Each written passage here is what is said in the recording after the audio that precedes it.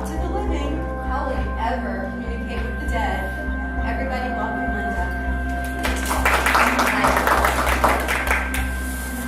I don't really do that, right? You can all hear me, can't you? Okay. Then I'm not going to stand behind that. I have my cheat sheet because I haven't done this before. I'm not supposed to say that, right? It's okay. Rule number 1. My husband and I do own Hill House Manor, which is a haunted house. Nobody lives in it. People just come and investigate. And they have a blast. You can investigate it for a night. You can rent it for a night. But that is not what I'm here to talk about today. I'm going to tie into it a little bit. But I'm talking about communication. I see teams at Hill House Manor almost every weekend. And most of them set up all kinds of equipment and go to great lengths to communicate with the dead. And they sit there and try to interview the dead. What's your name? Which is really funny to see someone ask that when they're using the dowsing rods. Mm-hmm. You know, how are they supposed to answer that? This is a yes/no. You know, you can't ask questions other than yes/no. But anyway, I've seen what works, I've seen what doesn't work, and I've seen what tries to work. And it's more about the people than it is about the equipment. And there's a lot of equipment people that are going to go, oh my God, she didn't say that. But you can have the best equipment there is, and if you are not personally capable of communicating, you're not going to get squat. If you're open and able to communicate, you're going to get things if all you bring is your cell phone and using the recorder feature on your cell phone. I love the ones that come with a lot of equipment because I love watching it. I love watching them use it. It's wonderful. But what it boils down to is the people and the people's attitude about what they're doing. Skeptics can get as much evidence as psychics if they're open. And believe it or not, a lot of skeptics are open. So what is communication? Most people's response to that would be talking, listening. Listening is a huge part of communication because if you're not willing to listen to the other person, then you're not communicating. You're just talking. And for most of us, instead of listening, we're preparing our response. What are we responding to if we're not listening to what they're saying to us? How can we be responding to what they're saying? But we do. We sit there and make our responses. But I'm going to go way back on what communication is. The first communication we learn is as a baby. I want you to think about this. How does a baby communicate? They cry. They scream. They get your attention. This is the key to communication, is make sure you have their attention. Because if I'm talking to you and you're on your cell phone, I might as well go talk to the door. I have to make sure I have your attention. Babies know this. They come out the chute knowing this. Something's wrong, I cry. Somebody fixes it. This is communication. This is the best form of communication. So we have this baby screaming. Everybody's paying attention. The baby can't tell you what's wrong. The baby can't say, I'm hungry, I'm tired, I'm sad. I don't know if babies get sad, but the baby can't tell you anything. But the baby knows that if it keeps your attention long enough, even if you hate babies, you're going to find out what's wrong and you're going to fix it. Because you hate the sound of screaming. If you don't like babies, that's what you don't like.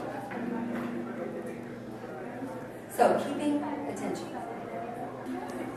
The next thing about babies that I wanted to bring up is that most people, not everybody, but most people love babies. There's just something about a baby. And if I ask you, what is it that you love about babies? what would you say? Holding up close. They smell good. But I'd like to suggest, research shows that a baby can't see more than about 12 inches. Everything beyond that just doesn't even exist for that baby. Babies live in the here and now. They're not going to cry because they think they might be hungry in 10 minutes. They're going to cry when they're hungry. They're not going to cry when they think they might be getting cold. They're going to cry when they're cold. They're right here, right now. And when you pick up a baby and get them up close like that, and you become part of that 12 inches of their entire universe, you are right here, right now. You are that baby's universe. It's magic. Being right here, right now is like the best magic there is. And that's why we love babies. They bring us into the right here, right now, the present.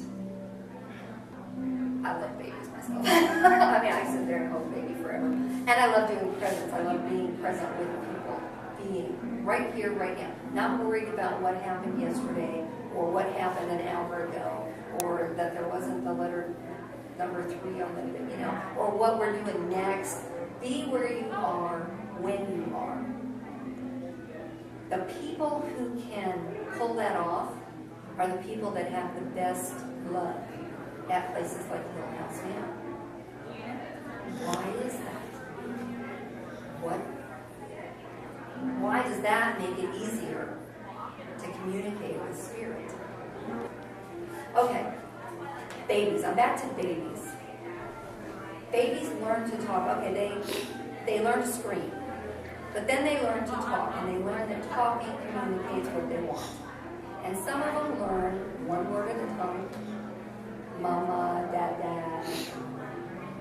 And some of them, their parents start thinking they must be retarded because all they learn is mama and dada, and then that's it. It's like, are you ever going to learn to talk? I have a 2-year-old who can't talk, and all my friends have a 9-month-old, and they're just da goo goo ba ba ba ba, words coming out. And I have this little kid that he talks gibberish. And then one day he comes up in the kitchen and says, "Mama, I want strawberry jam and toast, please." And you're like, what?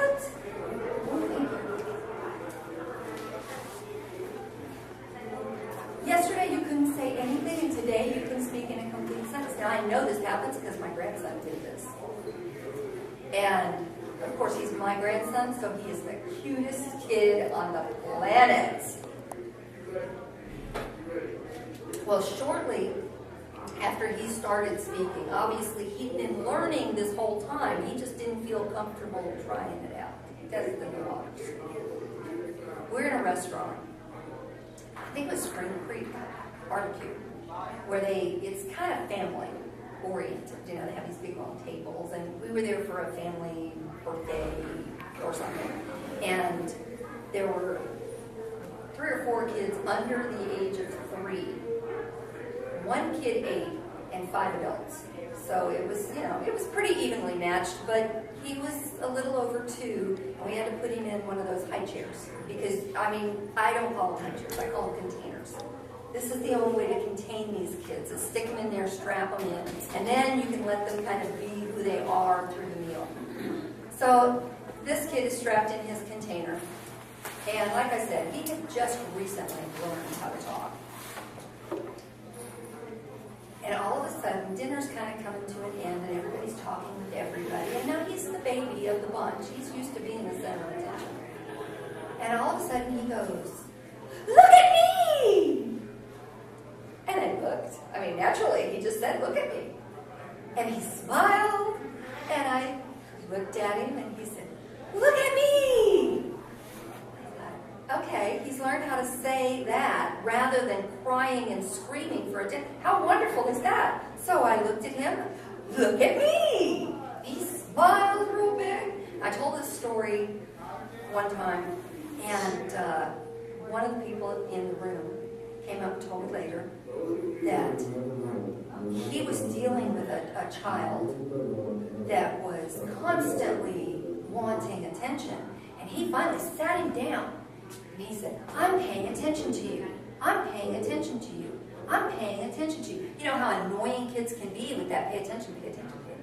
I'm paying attention to you. And he was angry. He was doing it to punish this child. And the child started just beaming. The child loved it.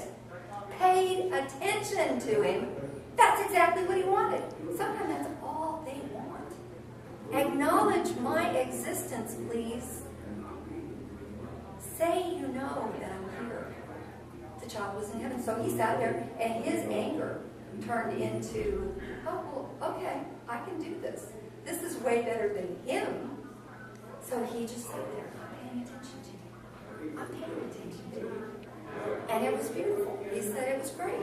And he picked up a really good lesson from that. So, that was the first good. Have you ever been on the phone with somebody and you just know that they're not paying attention? Now, in this day and age, people may attribute that to, well, I can hear them typing on the keyboard. Or I can hear, whatever in the background. I'm old enough that when I was growing up, we still had party lines. You didn't have a personal phone. Your house had a phone, and if you were lucky, it was a personal phone. If you weren't lucky, the whole neighborhood knew everything that was going on. There was no call waiting. And as a teenager, I'm on the phone with my boyfriend for like 3 hours, and my dad is coming in going, get off the phone, I'm expecting a call, get off the phone, I'm expecting a call. Anyway, but with your boyfriend, everybody, you both were paying attention. But even back then, without the keyboards, without any of that, you could tell when you didn't have their attention. There's a connection that happens when you're communicating, really communicating. I believe spirit connects with spirit. And you know if the connection is there. And you know when it's not. And you say, I'll call you back. Or you know what? You call me back when you have time to talk with me. But that is spirit recognizing spirit. Or lack thereof. And this is where I tell you, you don't have a soul. And you've probably all heard this before. You do not have a soul like you were taught as a child. You are a soul. You have a body. You, the you that's hearing what I'm saying, is operating this body. You are spirit. So spirit connecting with spirit is communication. Which is why we can figure out what baby wants when baby's crying, because spirit is connecting with spirit. And you do. You go through a quick list and you can make that baby be quiet. And if you can't, then you probably need to take him to the hospital because something's wrong. Or the doctor, anyway. There is something wrong. Anyway, spirit connecting with spirit. That's what happens in a haunted location. If you are right here, right now, spirit is right here, right now, then they get that. They know that you're connected. And they are going to try to communicate with you through whatever means they can. Now, at Hill House, that's EVPs. Does everybody know what an EVP is? Electronic Voice phenomena. Right. Presence was where I was going with the communication. What I'd like to do is get everybody to do an exercise with me to increase your presence, your here and now spirit. It's a real quick exercise. Everybody game? I'm sizing up partners. Grab a partner and turn your chairs to face each other. What we're going to do, the best way to get someone's attention and keep it is to look them in the eye. You're just going to experience each other eye to eye. It's not a staring contest. It's not a don't blink contest. It's just a be here right now with this other person. And the other person makes it easier. When you're just sitting there by yourself and you start trying to be here now, you end up doing some kind of a meditation thing that will put you to sleep if you do it long enough, which is the exact opposite of what you want to do before a ghost hunt. You don't want to go in there and fall asleep. You don't want to be going in. You want to be expanding out. That's how you're going to contact spirit. So, we're going to do this for 2 whole minutes. And that doesn't sound like much, but it's going to be a fun experiment. For some people, this is an uncomfortable thing. So, if you get uncomfortable, just push through it. If it's uncomfortable, just push through it.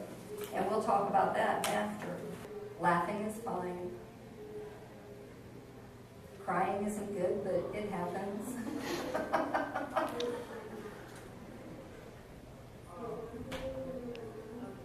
This is the boring part for the photographer, isn't it? You want to do some presents with me, Malachi?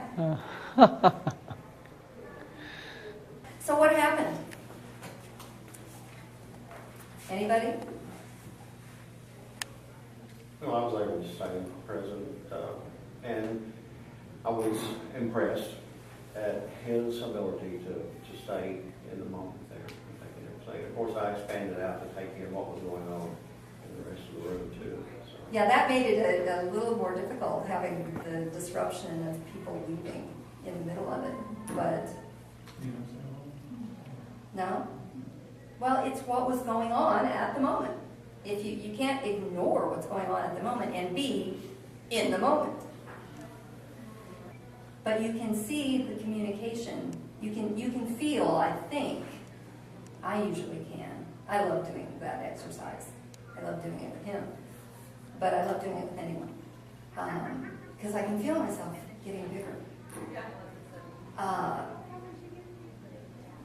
And we're going to do the opposite of that.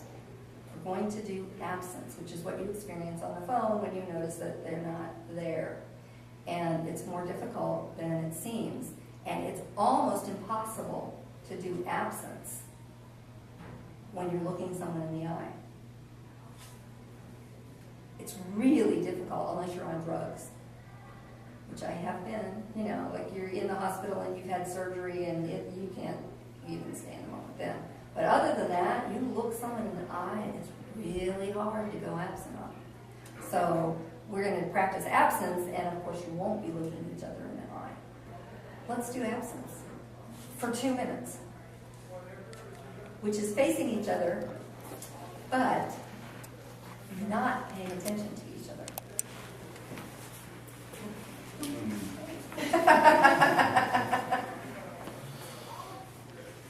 Everybody ready to ignore each other? Start.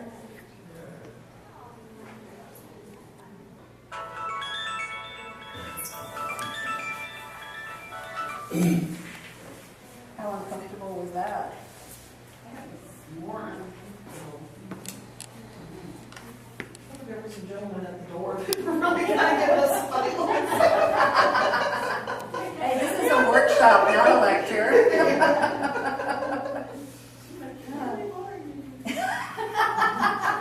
I don't know if you two can get disconnected. I could see the connection even though you were trying to be disconnected, which is cool. How, you're married? Yeah. How long have you been married? 25 years. Wow. Wow. Very connected. So, kind of a down experience after having experienced being fully here. And I hate to leave people in a down experience. So we are going to do presence again, just to expand back out. Okay, this is an exercise that if you're on a team, if you're going to go do an investigation, if you can teach this to your teammates and do this. Now, I know there are people that the teams come in and they do rituals, they do a blessing, they do all kinds of, everybody has their own little routine. But this is something that if you incorporate even just 2 minutes of this into your routine, it will get everybody focused on what's the job at hand, so to speak. But it's also going to connect you not just with the person you're doing it with, but with whatever spirit is available in the house or the location that you're investigating.